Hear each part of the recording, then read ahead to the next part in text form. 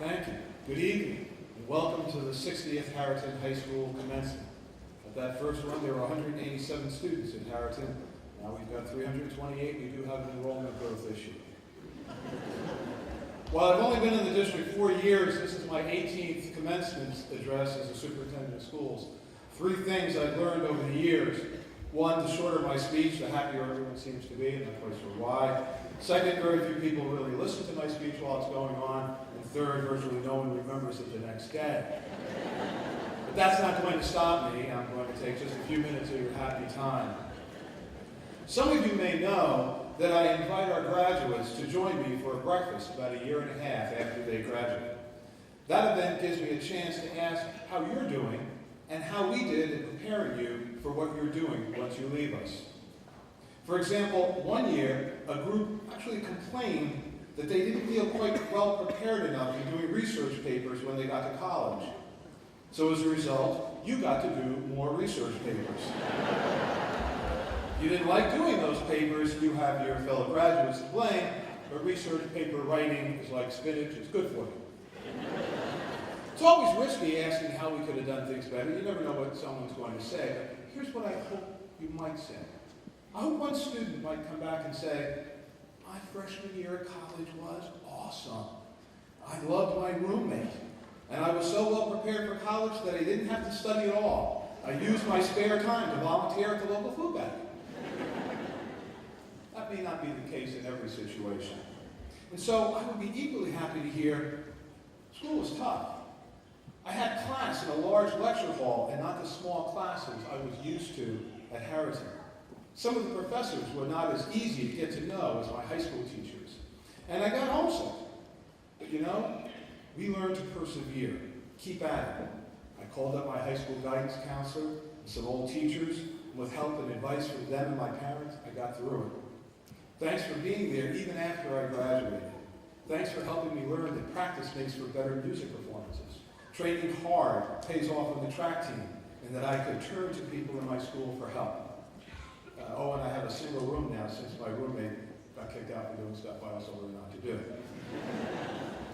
Another student might say, I liked high school enough, but I'm glad it's over. I decided college wasn't for me. I got a job as a roustabout on an oil rig in Abu Dhabi. I make a lot of money, and I'm only away from home for about 6 months at a time. It's hard work. I don't think I want to do it for very long. But the people there, they really seem to like me. They know that I know how to work hard, and I know how to work as part of a team. That I can find joy in learning about new cultures, and I know how to work hard and stay focused. I think being part of the Build On Club really paid off. Why would I be happy to hear stories like those? Well, because they reflect not only a strong academic background, but in a sense of community and hard work. And in all seriousness, I take the experiences you have had and the preparation you received very seriously. In fact, as we begin to turn our strategic plan from an aspiration into a reality, we look at many different ways to make our schools more student-centered and student voice.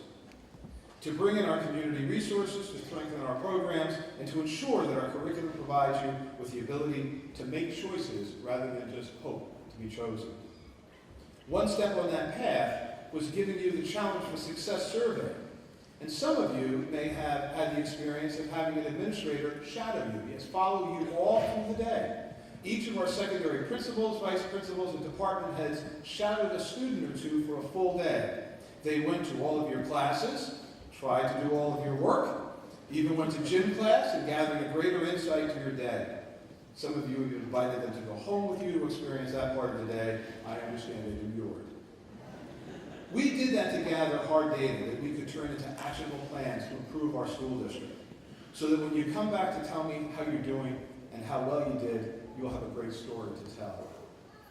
Class of 2019, you're a special class to me. We were all, in a way, freshmen 4 years ago. You likely remember your first day at Harriton. I know I still remember mine.